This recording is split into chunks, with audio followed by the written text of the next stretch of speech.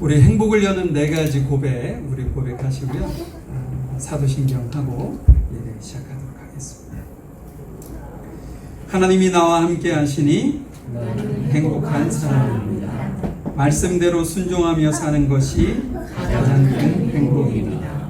형제를 사랑하고 이웃을 섬기는 것이 진정한 기쁨입니다. 기쁨이 넘치는 교회, 행복이 가득한 성도. 아멘. 사도신경입니다. 나는 전능하신 아버지 하나님, 천지의 창조주를 믿습니다. 나는 그의 유일하신 아들, 우리 주 예수 그리스도를 믿습니다. 그는 성령으로 잉태되어 동정녀 마리에게서 나시고 본디오 빌라도에게 고난을 받아 십자가에 못 박혀 죽으시고 장사된 지 사흘 만에 죽은 자 가운데서 다시 살아나셨으며 하늘에 오르시어 전능하신 아버지 하나님 우편에 앉아 계시다가 거기로부터 살아있는 자와 죽은 자를 심판하러 오십니다. 나는 성령을 믿으며 거룩한 공교회와 성도의 교제와 죄를 용서받는 것과 몸의 부활과 영생을 믿습니다. 아멘. 네, 안녕하세요. 저희 이번 주 찬양 나를 향한 주의 사랑과 부르신 곳에서라는 찬양 준비해 봤는데요. 네, 다 같이 찬양 드리면서 예배 시작드리겠습니다.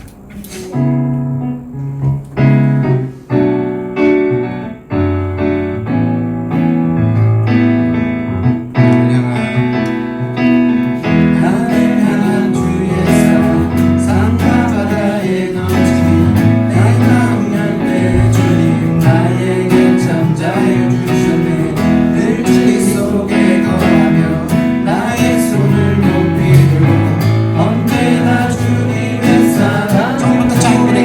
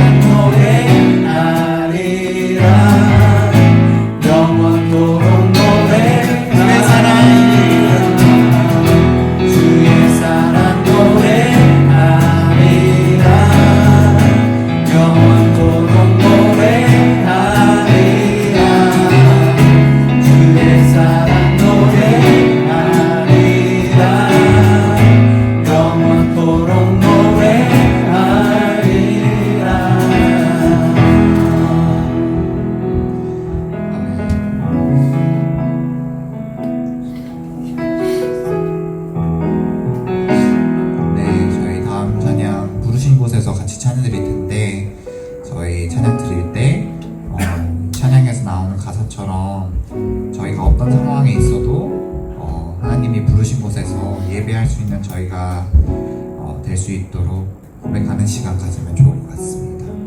네, 다 같이 찬양 드리겠습니다.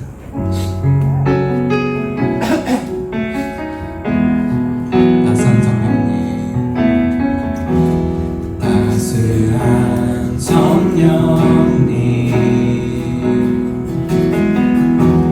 마음으로 보내 내 몸을 감싸며 부어지는 병 하나 만족감을. 낯선 성령님, 따스한 성령님, 마음으로 보내 내 몸을 감싸며 주어지는 병 하나 만족감을 느끼네.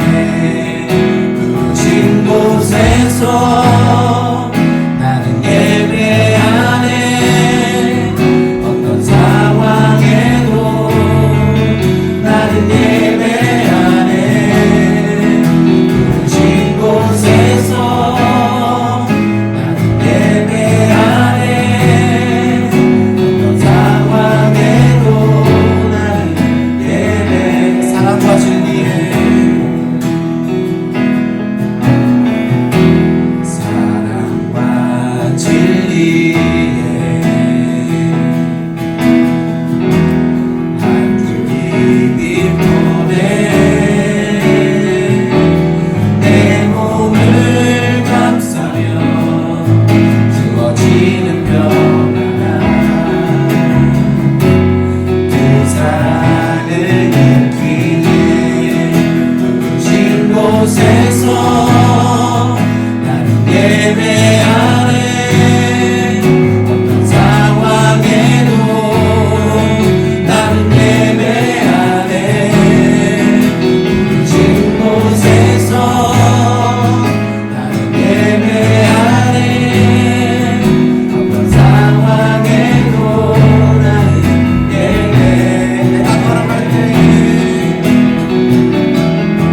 내가 걸어갈 때 길이 되고 살아갈 때 삶이 되는 그곳에서 예배하네.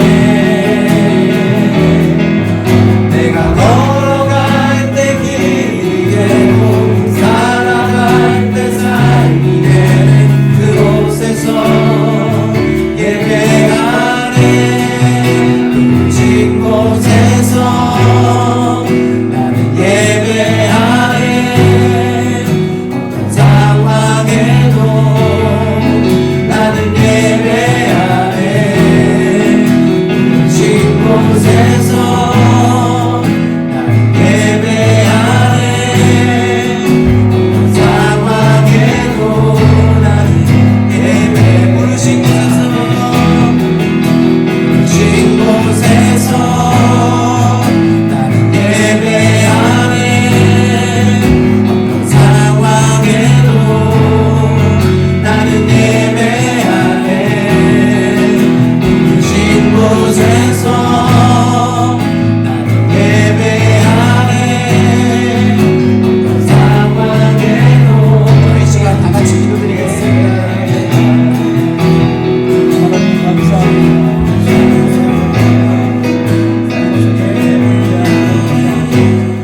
기도 드리시겠습니다. 창조주 하나님 아버지, 사순절 기간을 예수님의 발자취를 따라 묵상함에 지나게 해주시고 주일 아침 예배 자리로 발길을 인도해 주시니 참으로 감사를 드립니다. 주님께서는 사람에게 먼저 복을 주시고 주님과 얼굴을 마주보고 산책하며 대화를 나누며 살게 해주셨으나 먹음직도 하고 보암직도 하고 탐스럽기도 한 과일을 따먹음으로써 무화과 나무 잎을 엮어 몸을 가린 줄로 믿습니다. 하나님이 보신 적 모든 혈육 있는 자의 행위가 점점 타락함으로써 홍수 심판, 바벨탑 심판에 이어 아브라함, 이삭, 야곱 등 수많은 사람을 불러 세웠으나 에덴으로 돌아가는 길을 만들지 못하고 기나긴 침묵 끝에 독생자 예수님을 이 땅에 보내서 유일한 회복의 길을 만들어 주신 줄로 믿으며 진실로 찬양과 감사를 올려드립니다.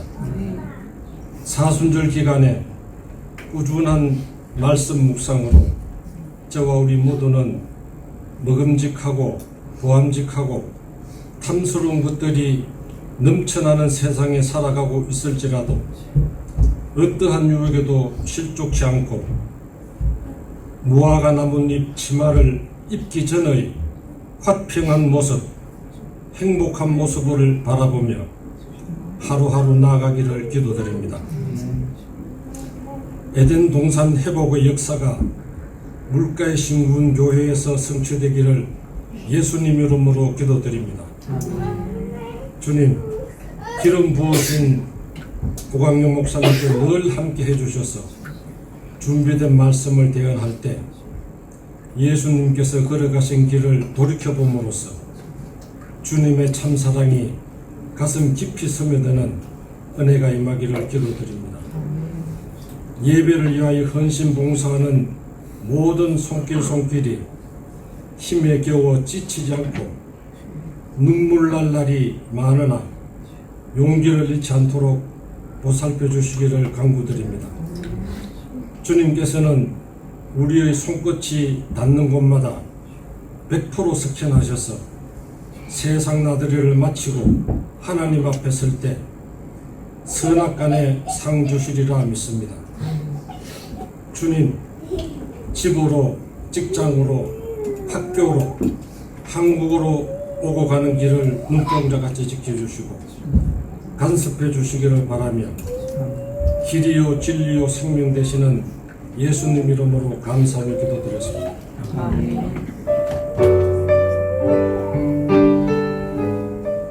오늘 말씀은 사도행전 16장 25절부터 26절까지 오늘 오희근 형제가 나와서 읽어주실 텐데요. 다 일어나셔서 하나님 말씀 보도록 하겠습니다. 밤중쯤 되어 바울과 실라가 기도하고 하나님을 찬미하매 제수들이 듣더라. 이에 호련히 큰 지진이 나서 목터가 움직이고 문이 곧 다 열리며 모든 사람의 메인 것이 다 벗어진지라. 아멘. 우리 아이들이 어릴 때부터 하나님을 나의 구원자로 믿고 평생 하나님을 떠나지 않게 해주세요. 세상의 문화 속에서도 우리 학생들이 하나님의 자녀라는 자부심을 잃지 않게 도와주세요. 주일마다 말씀을 가르치는 선생님들에게 성령님의 지혜와 아이들을 품을 수 있는 사랑을 주세요. 학업과 직장 생활로 바쁜 청년들이 세상의 성공보다 하나님과 동행하는 기쁨을 먼저 알게 해주세요. 예수님의 이름으로 기도했습니다. 아멘. 예, 지금이 사순절 기간입니다. 매일 아침 올려드리는 묵상 글을 여러분들 꼭 좀 기억하시고 깊이 있게 묵상도 하시고 이번 부활절을 내가 어떻게 맞이해야 할지 더 다른 해보다 훨씬 더 의미 있는 시간이 되었으면 좋겠다 그런 생각이 듭니다. 예, 아까도 말씀드렸던 것처럼 이소구 집사님 네 분은 잘 도착하셔서 터키에서 지금 일정을 수하고 계시는데 행복해 보이더라고요. 제가 좀 이따가 예배 끝나고 사진을 좀 올려드리도록 하겠습니다. 그리고 저희 집사람 사모하고 휘근이가 병원 일정하고 여러 가지 일정이 있어서 9일부터 한국을 좀 잠시 3주 정도 빠질 것 같습니다. 이렇게 이해해 주시고 기도해 주시면 감사하겠습니다. 다른 광고는 주보 참고하시면 될 것 같습니다.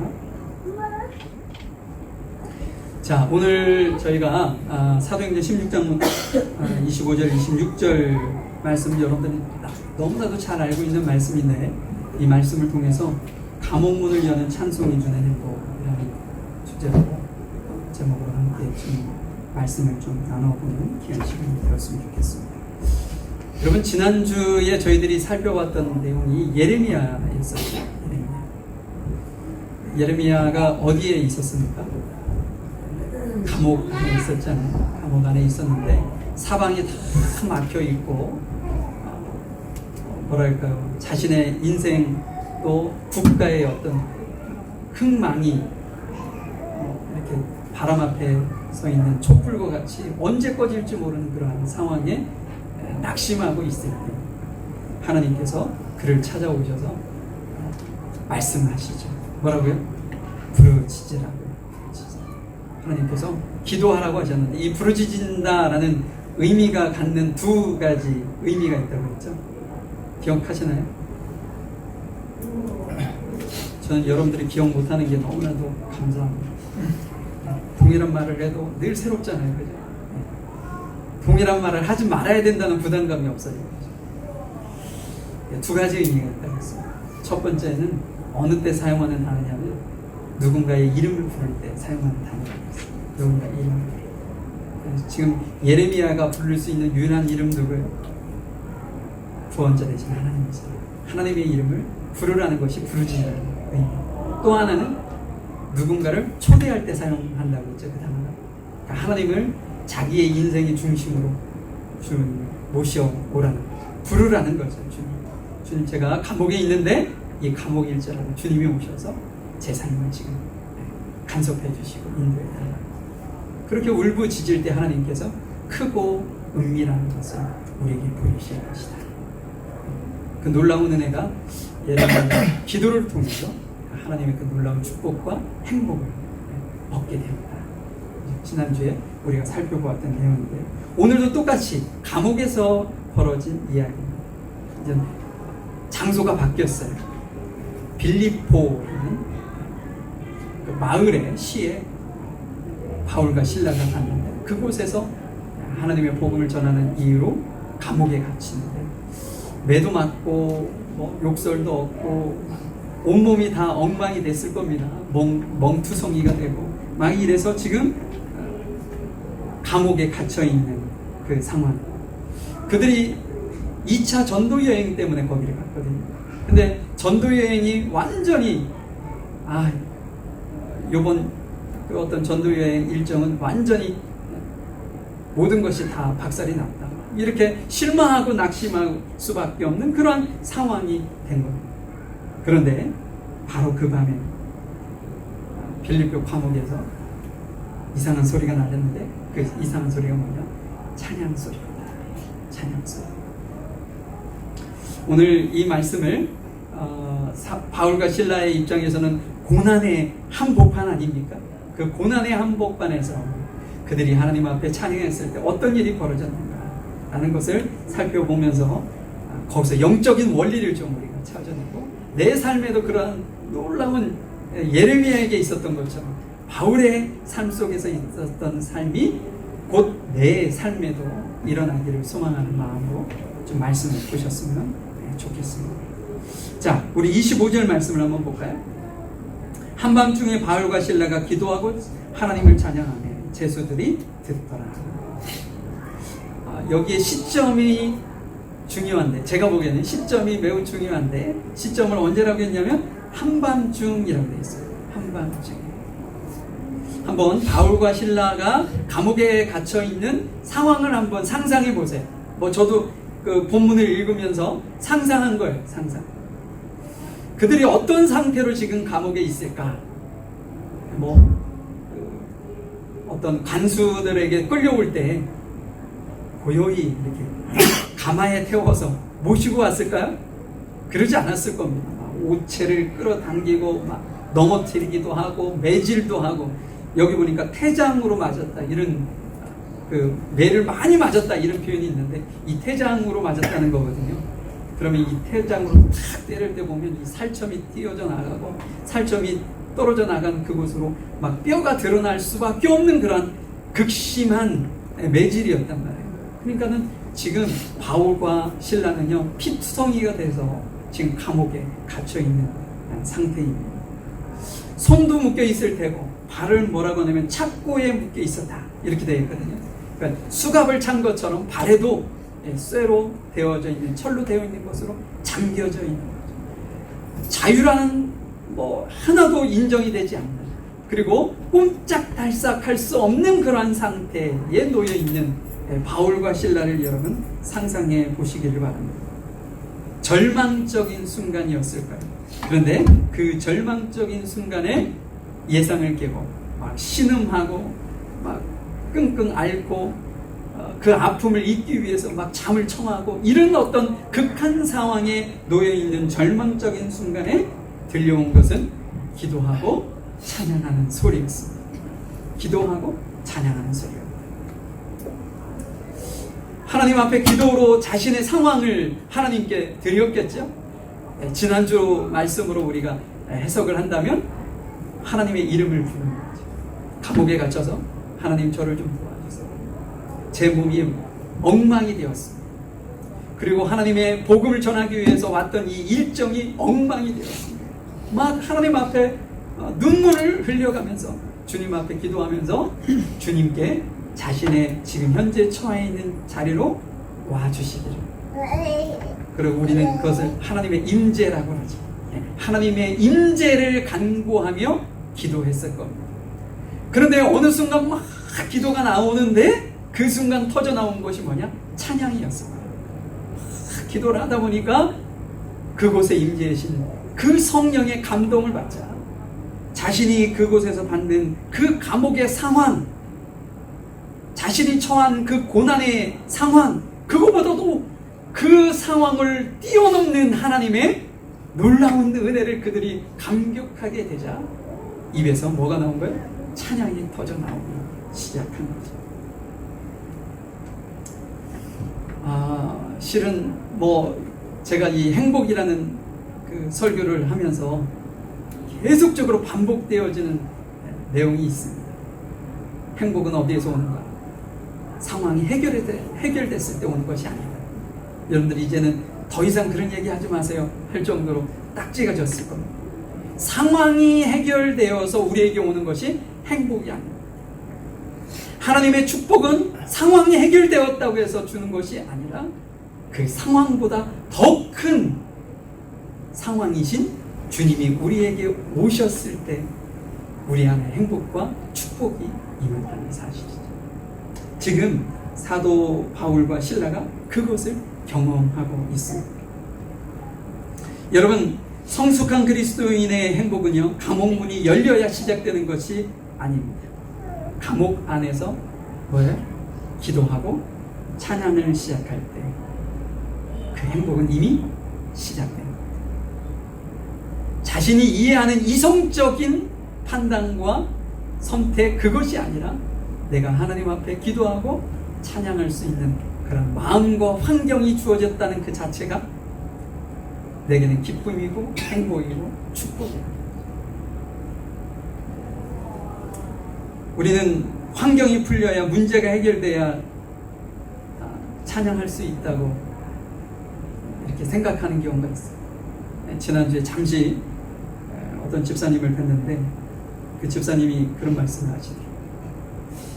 내가 이 모든 문제가 해결되면 하나님 앞에 나아가서 찬양하는 것이 아니라 그러지 않아도 내가 주님 앞에 나아가서 해결을 하나님께서 이렇게 해결하시든 저렇게 해결하시든 지금 현재의 것을 그대로 두시든 내가 하나님 앞에 나아가는 것이 먼저다. 이런 고백을 하시더라고요. 제게 너무나도 은혜가 되었고 그래, 그것이 하나님의 선하신 뜻인데 우리가 그 하나님의 선하신 뜻을 발견하고 나아가는 것이 성숙한 신앙입니다. 만약에 그 단계에 그냥 머물러 있다면 우리는 어린아이와 같은 신앙이 될 수밖에 없습니다. 진정한 진짜 행복, 그것은 내 몸이 찢기고 발이 묶인 한밤중에도 그 고난보다 크신 하나님의 영광을 발견하고 그분의 이름을 높여드리는 그것이 진정한 우리 행복을 주는 것이죠. 여러분, 제가 어렸을 때는 야광시계가 참 유행이었습니다. 여러분들 기억하시는지 모르겠어요. 저보다 뭐 다들 연배가 높으시니까 다 기억하시죠? 농인데 웃는 분이 한 계십니다. 자, 야광시계 있잖아요. 야광시계가 이렇게 바늘에 야광 이렇게를 이렇게 그려놔서 어두울 때 보이게 하는 것이 야광시계 아닙니까? 근데 야광시계는 주변이 환하고 밝으면 걔가 야광을 자기의 빛을 발하고 있는지 없는지를 모릅니다. 그러면 야광시계가 제대로 자기의 존재 가치를 발휘할 때는 언제냐? 칠흑같이 어두워요. 어두우면 어두울수록 더 그 야광의 빛이 강하게 우리에게 비춰진다는 거죠. 어느 때요? 어두울.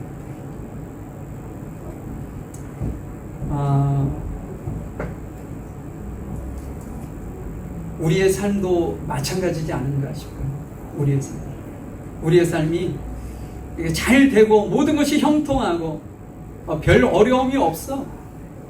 그러면 여러분, 내가 정말 하나님을 찬양하고 기도하는 이 어떤 모습이 진정한 신앙인의, 성숙한 신앙인의 어떤 모습일까? 이 구별이 안 돼. 그런데 어느 때 우리의 신앙을 정확하게 구별할 수 있냐면 우리에게 고난이 왔을 때, 우리에게 어려움이 왔을 때, 우리에게 여러 가지의 유혹이 찾아왔을 때, 내가 그 유혹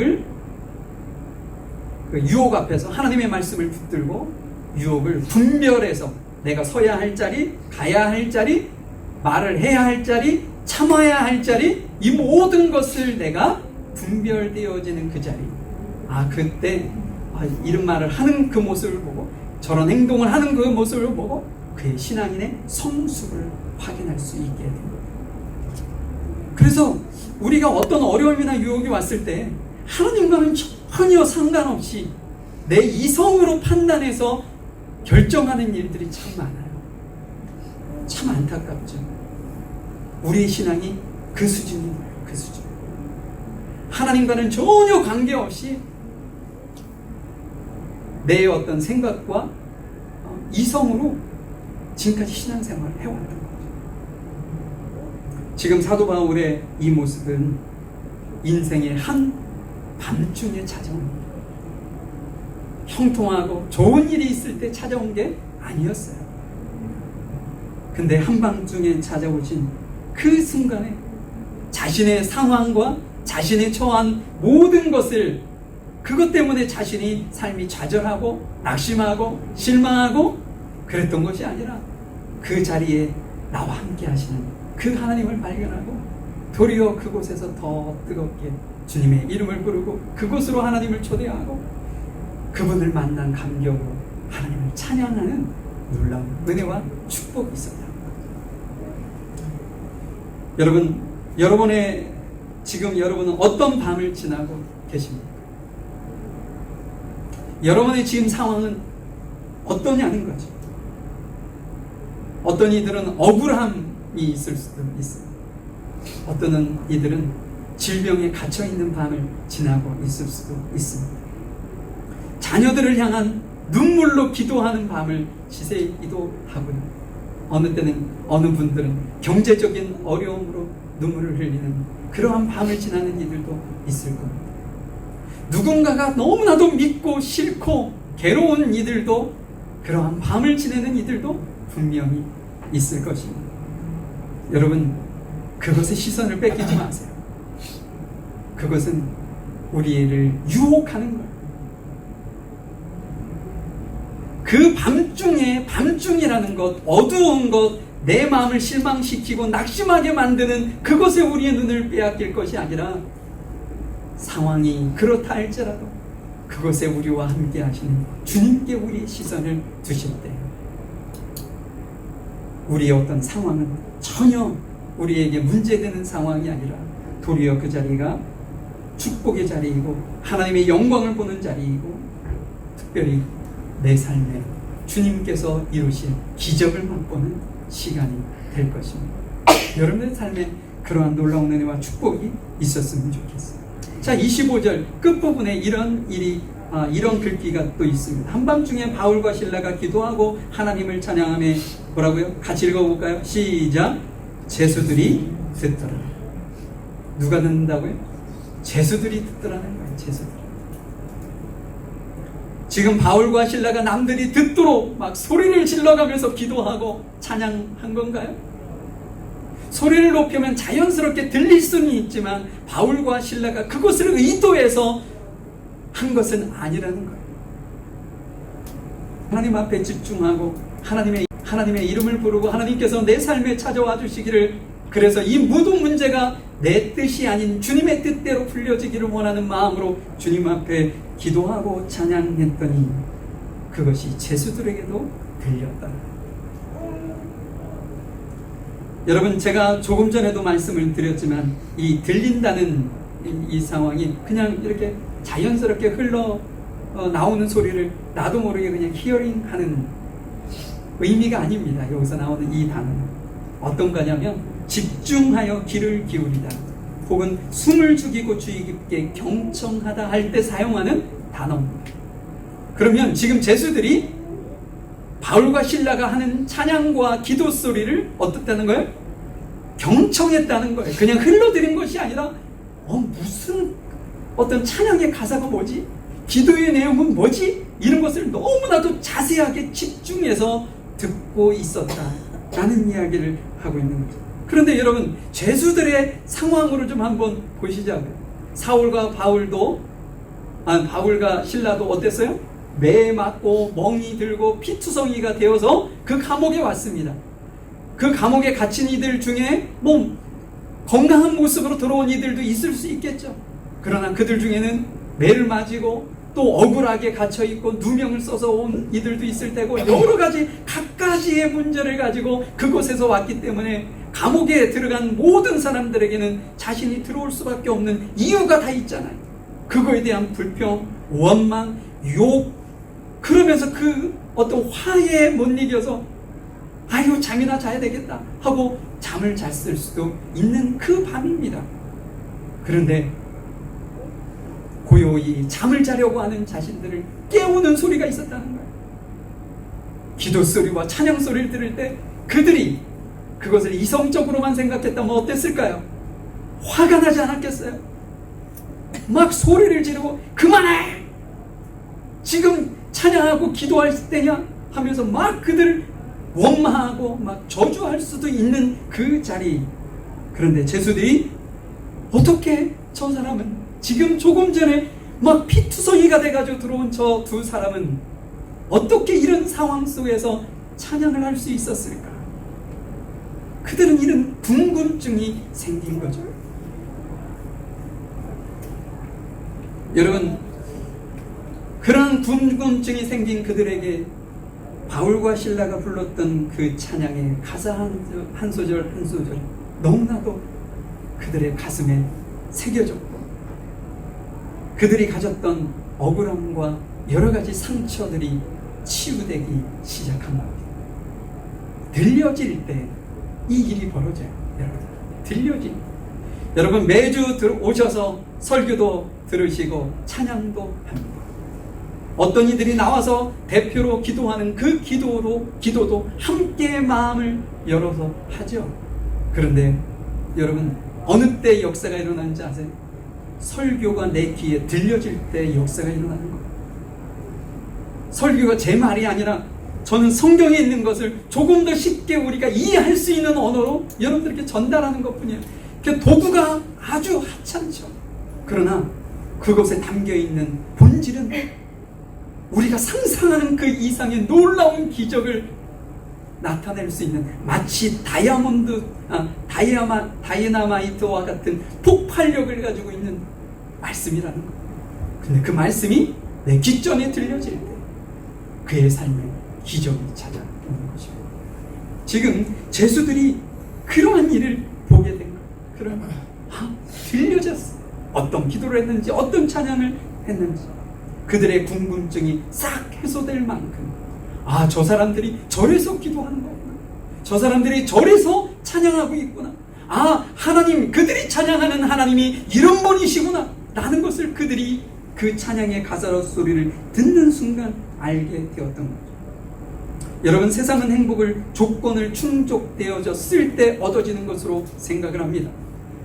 내 삶의 문제가 해결되었을 때, 내가 자녀를 위해서 기도했더니 그 자녀의 문제가 해결되었을 때, 내가 우리의 경제적인 어려움을 위해 기도했더니 그 경제적인 문제가 해결되었을 때, 우리는 모든 조건이 해결되어졌을 때 행복이 우리에게 찾아올 거라고 세상으로부터 그렇게 교육을 받아왔어요. 그러나 성경은 그렇지 않습니다. 조건을 압도하는 하나님의 임재, 그 조건보다도 훨씬 더 위대하시고 모든 문제의 해결을 하실 수 있는 능력을 가지신 그분이 우리에게 찾아오실 때 그 모든 문제가 해결되어진다는 거죠. 제수들이 들었던 것은 바울과 실라가 노래를 잘하는 노래 실력, 그것을 들었던 것이 아닙니다. 고난이 삼키지 못하는 그들의 그 행복한 모습, 하나님으로 인해서 누리는 그들의 축복의 그 모습, 그것을 그들이 본 것이죠. 바울과 실라가 전도하러 갔잖아요. 그다음에 기도와 찬양만 할 것이 아니라 그들에게 좀 설교도 좀 하지 않았을까, 그런 생각을 해보고 성경을 계속 읽어보는데 그런 내용은 없더라고요. 그 감옥 안에서 굳이 설교할 필요가 없었던 겁니다. 하나님의 임재를 경험하고 하나님께서 자신의 삶에 함께 하신다는 그 놀라운 은혜와 축복을 그들이 느끼고 그 축복을 기도와 찬양으로 들려질 때, 그것이 어디에 있어요? 그 옆에 있는 죄수, 감옥 다른 편에 있는 그 죄수들에게까지 감염된 거죠.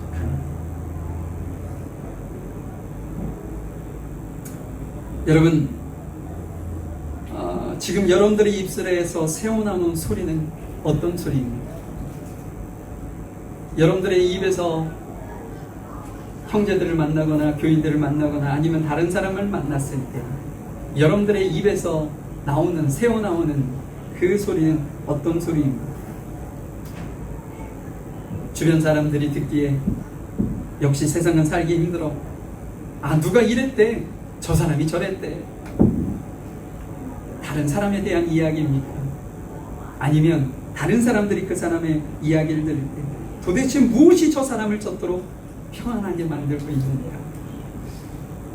어떻게 저 사람이 저런 상황 속에서 하나님을 찬양하고 하나님을 온전히 의지하고 살아갈 수 있을까? 내가 내뱉는 그 말을 통해 신앙을 가졌든 신앙을 갖지 않았든 그들이 그렇게 느껴져야 되지 않겠습니까? 제가 얼마 전에 한 분을 만났던 이야기를 좀 한 적이 있었습니다.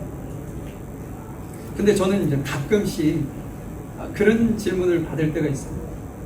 직업이 뭐냐고. 많은 사람들이 제 직업이 궁금한가 봐요. 만나서 이야기를 하다 보면 직업이 뭐냐는 이야기를 제가 정말 많이 들어봤어요. 근데 얼마 전에도 그런 이야기를 들었습니다. 그러면 제가 저는 개신교 목사입니다. 그러면 제 직업을 듣고서 놀라는 분들은 별로 없더라고요. 그 이유가 뭐 이렇게 개신교 목사를 별로 뭐 이렇게 치지 않아서 그런 건지 아니면 뭔지는 모르겠는데 왜 내 직업을 물어놓고 내가 직업을 얘기하면 별로 놀라는 기색이 없어요. 그런데 저는 다른 분이 제게 제 직업이 뭐냐고 묻는 것이 저는 너무나도 행복합니다. 왜냐? 그분이 저에게 제 직업을 묻는 그 순간 저는 그에게 복음을 전할 수 있는 기회이기 때문입니다. 여러분, 제가 수요일날 그런 설교를 했었습니다. 교회가 부흥이 되지 않는다고 어떤 목사님을 3년 만에 쫓아냈어요. 목사님 사임해 주십시오. 교회가 그냥 양적 성장이 이루어지지 않고 그냥 그대로입니다. 목사님 오신 다음에 아무것도 변하지 않았습니다. 장로님이 그렇게 요구해서 그분이 사임을 하셨다고 합니다. 근데 제가 에베소서 말씀을 전하면서 그런 말씀을 드렸어요. 그물질을 하는 것은 목사가 아니고 성도입니다. 그 장로님이 착각하고 있는 거예요. 교회의 부흥이 목사를 통해서 될 거라고 착각하고 있는 거예요. 실은 본인이 그물을 던져서 고기를 닦아야 하는데 목사가 하고 본인은 매 주일 교회에 와서 서비스만 받고 돌아가는 존재로 착각했다. 여러분, 성경은 그렇게 말씀하고 있지 않습니다. 우리 모두는 다 하나님 앞에 부름받은 은사대로의 사명을 가진 사명자들입니다. 저뿐 아니라 여러분들도 어느 날 저한테 자원하십시오. 목사님, 저도 한번 제 삶의 간증을 좀 한번 하고 싶습니다. 말씀을 통해서 내가 얻었던 그 은혜를 한번 성도들과 같이 나누기를 원합니다. 저한테 미리 말씀해 주세요. 그러면 제가 기꺼이 이 자리를 양보하겠습니다. 여러분들 모두 주님 앞에 부름받은 사명자입니다. 그래서 여러분들이 해야 할 사명은 여러분들의 입술을 통해서 누군가를 구원하는 일이지 누군가를 단죄하거나 정죄하는 일이 아니에요. 한 사람이라도 한 영혼이라도 여러분들을 통해 살리는 일이 여러분들에게 주어진 사명인 줄 여러분들 믿으실 수 있기를 바랍니다. 마지막 절을 통해서 우리가 기가 막힌 타이밍을 확인할 수 있습니다. 자, 26절 볼까요? 이에 갑자기 큰 지진이 나서 옥토가 움직이고 문이 곧 다 열리며 모든 사람의 매인 것이 다 벗어진지라. 여러분, 언제 하나님께서 기적을 베푸셨나요? 별로 관심이 없는데 하나님의 초자연적인 역사가 언제 일어났느냐? 갑자기입니다. 갑자기. 여러분, 내가 40일 작정기도를 했으니까, 내가 금식기도를 일주일 동안 했으니까 그 금식기도가 끝나는 순간, 40일 기도가 끝나는 그 순간 하나님은 분명히 내게 응답하실 거야. 아니, 그건 내 생각일 뿐이에요. 내 생각일 뿐이에요. 하나님의 역사는 그분이 생각했을 때 그분의 기도의 잔이 넘치는 시점이 있어요. 우리가 생각했을 때 내 기도가 이 정도면 충분하지 않아? 라고 생각하는 그 시간 반도 안 차 있는 경우가 있을 수 있습니다. 그런데 나는 기도한 게 별로 없는데, 근데 하나님께서 준비해 놓으신 그 잔에 그 기도의 향이 넘치는 경우가 있어요. 그러니까 우리의 시간과 주님의 시간이 그렇기 때문에 다른 거예요. 우리가 기도해서 왜 응답이 없지? 아직까지 그 기도의 향이 하나님의 컵에 넘치지 않기 때문에 응답이 없는 거야. 아직. 지금 여기에서 얘기하고는 갑자기가 그 시점입니다. 갑자기. 인간의 기대, 인간이 상상을 뛰어넘는 그 시점에 하나님의 전적인 개입이 임하는 놀라운 일들이 갑자기 일어나는 상황이었다는 것을 여러분들이 기억하실 수 있기를 바랍니다. 제가 한번 간증했었던 것 같아요. 제가 우리 큰아이가 어렸을 때 인라인 스케이트를 타고 싶어 해가지고 그것을 하나 사주고 막 가르치고 같이 큰 공터에서 같이 타고 그랬었거든요. 그러니까 그날도 주일날이었던 것 같아요. 주일날 모든 사역을 마치고 집에 왔다가 그곳에 같이 나가서 저도 인라인 스케이트를 타고 그 대전에 보면 축구 경기장 옆에 공터가 엄청 넓은 공터가 있거든요. 거기서 막 너무나도 재밌게 타고 왔죠. 얘도 재밌네요. 재밌게 타고 오다가 제가 차하고 탁 부딪혀서 복숭아뼈가 이렇게 해서 이렇게 잡아주는 데가 있잖아요. 근데 이 복숭아뼈의 끝이 이렇게 딱 잘려가지고 이렇게 병원을 갔는데 그 의사가 빨리 수술을 해야 될 것 같다. 알겠다고 그 얘기를 듣고서 그냥 집으로 왔습니다. 그리고 며칠이 지나서 다른 병원을 갔어요. 다른 병원을 갔더니 그 병원 의사도 수술을 해야 돼요. 제 기억 속에 3번째 다른 병원으로 갔었던 것 같아요. 쩔뚝쩔뚝하고서 그것을 가서 했더니 수술을 해야 된다. 저는 수술하기 싫다. 그랬더니 수술 안 하면 당신 다리 병신 된다고. 근데 제 안에는 그게 나을 것 같은 확신이 있었어요. 제가. 그러냐고. 그랬더니 이렇게 반기부스 있죠. 뒤쪽만 대고 앞에를 붕대로 감아줘. 그걸로 감아줘서 보내주더라고요. 그러고서도 제가 일주일인가 지나서 또 그 병원에 가서 엑스레이를 또 찍어봤어요. 근데 똑같아. 이렇게 뼈가 이렇게 붙어 있어야 되는데 이렇게 되어 있는 거죠. 그 통증도 계속 있고. 근데 그 사람이 당신 진짜 다리 병신되니까 빨리 하라고. 그런데 제가 안 하겠다고 했어요. 그랬더니 그분이 마지막으로 저에게 처방해 준 거지. 그러면 통기부스를 하자. 이렇게 움직이면 더 안 좋으니까 통기부스를 하자. 그래서 그분이 통기부스를 해서 저를 보냈어요. 그리고 통기부스 끝나고 부를 때쯤 알아. 그때 제가 정말 하루 종일 불렀던 찬양이 있습니다. 실은 제가 수술을 받지 않은 이유가 이 찬양 때문에 그랬어요. 그 찬양을 부르는데 저에게 나도 모르는 확신이 생긴 거예요. 그 찬양이 나의 안에 거하라 너는 내 것이라 너는 내가 지명하여 불렀나니 너는 내 것이라. 이 찬양이 있죠.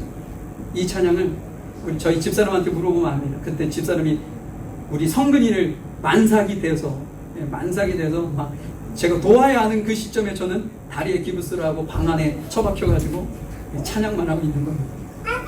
머리 감을 때 됐어 그러면 배에 이렇게 산만한 아내가 와서 머리를 감겨주기도 하고 그랬죠. 그로부터 눈물로 늘 기도하고 찬양하고 그 풀릴 때가 돼서 병원에 갔습니다. 기부스를 풀고 사진을 찍어봤습니다. 그런데 놀라운 기적이 벌어졌어요. 이렇게 벌어졌던 그것이 뼈가 이렇게 이동해서 제자리에 붙어있는 거예요. 그때 제게 너무나도 기가 막힌 이 찬양이 우리에게 주는 기적을 그때 제가 경험했죠. 여러분, 근데 제가 며칠 정도만 기도하고 찬양하면 되겠지 라는 기대감이 제 안에 있지 않았겠습니까? 그래서 그때 병원을 가본 거예요. 근데 사진을 찍었는데 똑같아요. 세 번째 가서 사진을 찍었는데 붙은 거죠. 여러분, 하나님의 기적의 역사는 갑자기 찾아오는 겁니다. 내가 이만큼 했기 때문에 그 순간 하나님께서 내게 놀라운 은혜와 축복을 주시는 것이 아니에요. 하나님의 기적은 갑자기 찾아옵니다. 그때까지 우리가 실망하지 않고 좌절하지 않고 낙심하지 않고 그 시간을 기대하고 인내하고 참아내느냐 참아내지 못하느냐가 결과를 달리 만들어내는 것입니다. 지난주에 우리가 옥토에서 나왔을 때 세 가지 기본 원리가 있었다고 그랬죠.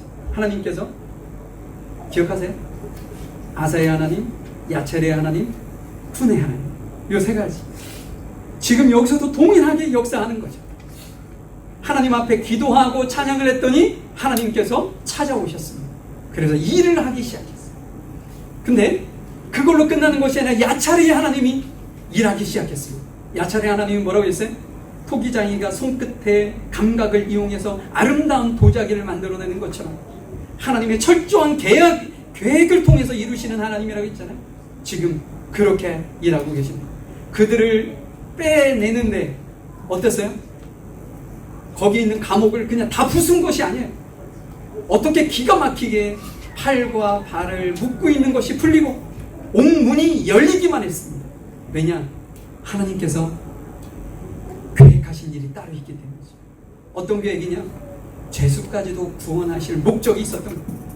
그냥 바울과 실라는 그냥 집어넣어가지고 해결하려는 것이 아니라 그곳에 는 분명한 목적은 구원이었던 거예요. 그래서 푸네 하나님이 어떻게 해요? 완벽하게 그 일을 이루셔서 간수의 집이 뭐가 되게 했어요? 교회가 되게 하셨습니다. 이것이 놀라운 은혜와 축복이었던 거죠. 여러분들의 삶에도 이 놀라운 아사의 하나님, 야차르의 하나님이 여러분들의 삶을 지금 인도해 가고 있다는 사실을 추호도 의심하지 않으시기를 축원합니다. 믿으시기를 바라요. 그런데 뭐가 아직 안 이루어진 거예요? 아직 갑자기가 아직 안 온 것뿐. 아직 갑자기 하나님께서 계획하시고 하나님께서 뜻하신 그날이 아직 이르지 않았으니 그날이 오기까지 여러분들 낙심하지 마시고 실망하지 마시고 기도하시고 찬양하시고 놀라운 하나님의 초자연적인 기적이 여러분들의 삶에 갑자기 찾아와서 여러분들의 삶을 확 바꾸실 것이라는 확신을 가지시고 승리하실 수 있기를 간절히 소망해 봅니다. 우리 말씀을 좀 잠시 맞춰보죠. 여러분을 묶고 있는 착고가 무엇입니까? 우리의 발을 묶고 있고 손을 묶고 있고 우리의 마음을 묶고 있고 우리의 생각을 묶고 있는 것들이 있어요. 여러분, 그것이 풀려야 우리가 정말 하나님을 제대로 보고 하나님의 축복된 삶을 살아갈 수 있습니다. 여러분, 고난에 묶이지 마십시오. 여러분의 환경에 눈을 빼앗기지 마세요. 주변의 것에 여러분의 시선을 빼앗기지 마십시오. 그 시선보다 그 환경보다 더 위대하시고 그 모든 것을 정복하시고 해결하실 수 있는 그 하나님, 그분을 찬양하세요. 그러면 여러분들의 고난의 자리가 하나님을 만나는 지성소가 될 수 있고요. 여러분들이 하나님을 찬양하는 그곳에서 찬양할 때 제수가 성도가 되고 제수의 집이 교회가 되는 놀라운 기적이 우리의 삶 속에서 드러날 수 있는 줄 확신합니다. 우리 잠시 기도할까요? 밤낮으로 우리를 지키시는 아버지 하나님, 매맞고 갇힌 한밤중에도 하나님을 높여드렸던 바울과 실라의 찬송이 오늘 나의 고백이 되도록 도와주옵소서.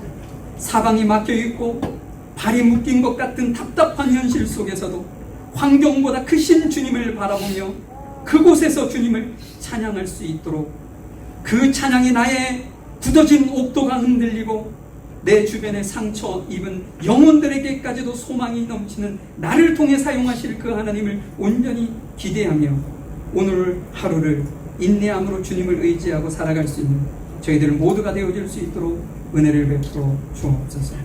모든 것 주님께 감사드리며 사랑 많으신 예수님의 이름으로 기도하였습니다. 아멘. 성찬 예식 하도록 하겠습니다. 제가 고린도전서 11장 23절부터 26절까지를 읽어주실 텐데 우리 장님 나오셔서 준비해 주시면 감사하겠습니다. 내가 너희에게 전한 것은 주께 받은 것이니 곧 주 예수께서 잡히시던 날 떡을 가지사 축사하시고 떼어 이르시되 이것은 너희를 위한 내 몸을 이것을 행하여 나를 기념하라 하시고 19회 또한 그와 같이 잔을 가지시고 이르시되 이 잔은 내 피로 세운 새 언약이니 이것을 행하여 마실 때마다 나를 기념하라 하셨습니다. 내가 이 떡을 먹으며 이 잔을 마실 때마다 주의 죽으심을 그가 오실 때까지 전하는 것입니다. 아멘.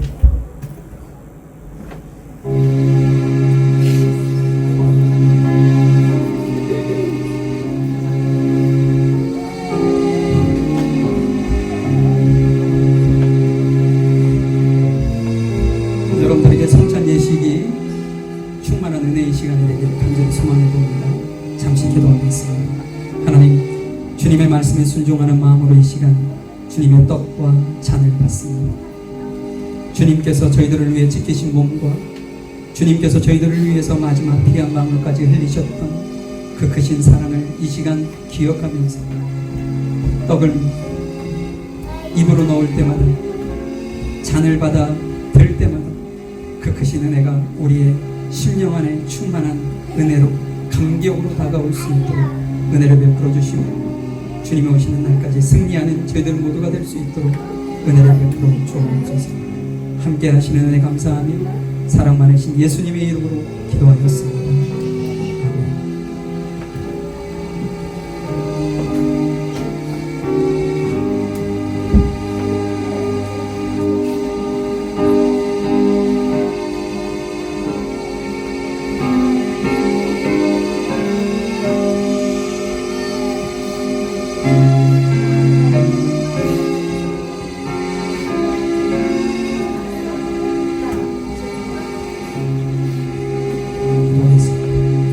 하나님 감사합니다.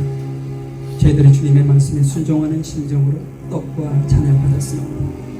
이것을 헛되이 받지 아니하게 하시니 너무나도 감사하고 하나님께서 저희들을 위해 피 흘리신 놀라우신 은혜를 그냥 머리로만 있는 것이 아니라 우리의 삶이 동일하게 주변의 많은 이들을 위해 섬기고 희생하고 주님의 사랑을 전하는 귀한 저희들의 삶이 되어질 수 있도록 은혜를 베푸시고 인도해 주옵소서. 이 자리에 함께 하시는 주님을 찬양하는 사랑 많으신 예수님의 이름으로 기도하였습니다. 아멘. 1절하고 4절 우리 찬양 들으신 후에 주님 준비하신 예물 올려드리도록 하겠습니다.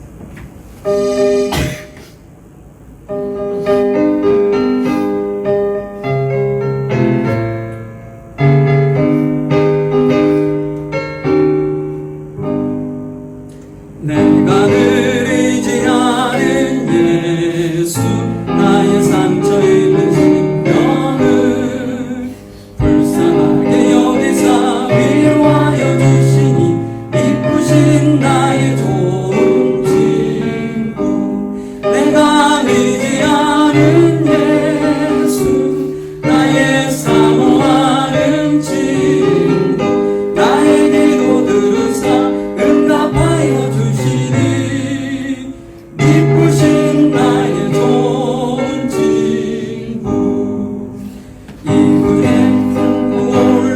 올라가서 모든 성도들과 함께 우리를 구하신 주를 찬양하리라 이쁘신 나의 좋은 친구 내가 의지하는 예수 나의 사모하는 친구 나의 기도 들으사 응답하여 주시네 미쁘신 나의 좋은 친구. 하나님 감사합니다. 이 시간도 주님 앞에 받은 은혜에 감사합니다. 주님께서 저희들을 위해서 피 흘리시고 찢기셨던 십자가의 은혜가 너무나도 감사합니다. 저희들을 주님 앞에 드리는 심령 11조 감사원금 주일원금 성경금 각가지로 주님 앞에 드린 우리 귀한 성도들 한 사람 한 사람 한 가정 한 가정을 주님께서 기억해 주시고 저들의 삶이 주님께서 베풀어 주시는 하늘의 신령한 복 땅에 기름진 것으로 넘치도록 채워주셔서 주님이 오시는 그날까지 부족함이 없이 주의 영광과 주의 나라를 위해 헌신하며 영광 돌기에 부족함이 없도록 크신 은혜를 베풀어 주시옵소서. 각 가정마다 해결되어야 될 문제들 또한 고민하는 문제들 기도의 제목들 각가지를 주님이 그들보다 더 자세히 아시는 줄 압니다. 주님께서 그 모든 신음소리와 기도소리를 들으시고 응답하셔서 하나님의 영광이 그 자리에 온전히 드러날 수 있도록 은혜를 베풀어 주시옵소서. 오늘도 귀한 성도들을 사랑하는 심령으로 귀한 식사를 준비한 성도들이 있습니다.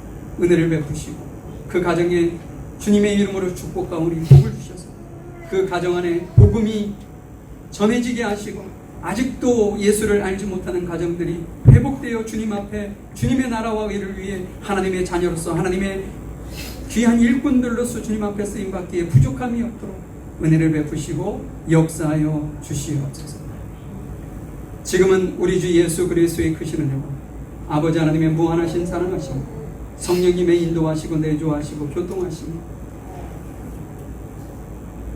고난의 현장에 아픔의 현장에서 슬픔의 현장에서 하나님께 기도하고 찬양을 했던 바울과 실라의 그 행복이 우리 모든 성도들에게 동일하게 은혜로 축복으로 임하기를 원합니다. 모든 성도들 머리 위와 이들의 가정과 사업장 일터 위에 학업 위에 지금부터 영원히 함께 하시기를 간절히 축원하옵나이다.